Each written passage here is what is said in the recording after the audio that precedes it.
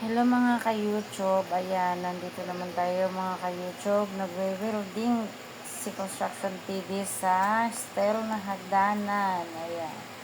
Steel kasi yung hagdanan ng building na ginagawa nila mga ka-YouTube, kaya ayan, nagpo-full weld po yan si Construction TV dyan mga ka-YouTube.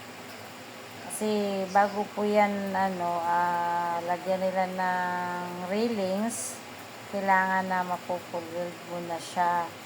For sure na sigurado ba yung ng hagdanan kasi ah, baka malaglag yung pag-apak mo, natatanggal yung niya, apakan. So, delikado talaga yan mga ka-idol. So, yan. Pinupulweld po yan niya. Kung makikita nyo po, ayan, nagpupulweld siya. Ayan.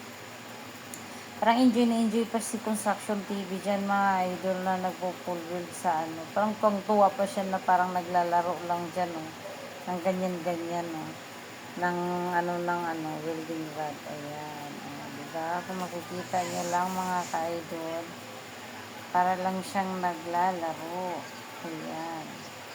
So, ayan na pala yung building na ginagawa nila mga ka-idol na medyo malinis na yung sa baba. Yung sa first floor, yung na lang yan, yung second floor. So, ayan po. Tiles na lang ang kailangan ikabit dyan sa first floor. Tapos, konting retouch, ayan po. Hindi na po kasi yun kailangan mga idol, kisamihan yung baba kasi ayan po, bakal po yung nila, yung nilalagay. Yun, yung parang pangsapin doon sa, yung tawag ito, yung flooring sa taas. Kaya wala na po yung kisame dyan. Kaya ayan po. Kasi kailangan din na yung pulido yung gawa mga idol. Para syempre, hindi naman maano sa mga kontraktor, yung mga customer na o kumbaga hanapin yung gawa ng mga tao, mga idol, magawa nila construction. Kumbaga, yun, hindi man sila pagindaan. Kumbaga, yung proud naman ba yung gawa nila. Ayan. So, yun. Ayan po si construction. Siya po talaga mismo ang gumagawa. Si, yan, yung iba naman yan, nandun sa taas eh. Tapos na siguro yan siya mga idol nagpa-plumbing. Kasi siya yung nagpa-plumbing dyan. Siya yung nagwa-wiring. Kaya ayan, yan naman yung tinira niya, yung hagdanan.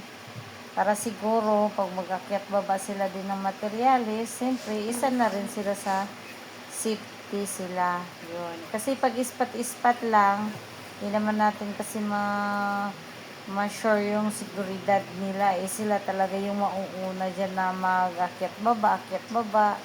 So, kailangan talaga safety. Ayan po. Ayan, kung makikita nyo po mga idol. So, ayan. Thank you po mga idol sa pag-support nyo sa kay Construction TV, sa mga videos niya, sa pag-subscribe, sa pag-view. Ayan po. Sana po hindi kayo magsawang sumuporta kay Construction TV. Ayan po. So, thank you po sa lahat ng mga viewers, subscriber. Yung mga hindi pa nakasubscribe, please subscribe na and support to Construction TV mga idol. Dahil kung wala kayo, wala naman si Construction TV ngayon dyan. So, kung dyan natutuwa siya kasi naano niya yung gusto niyang gawin. Ayan po mga thank you for watching mga idol. Ayan, salamat sa panonood niyo.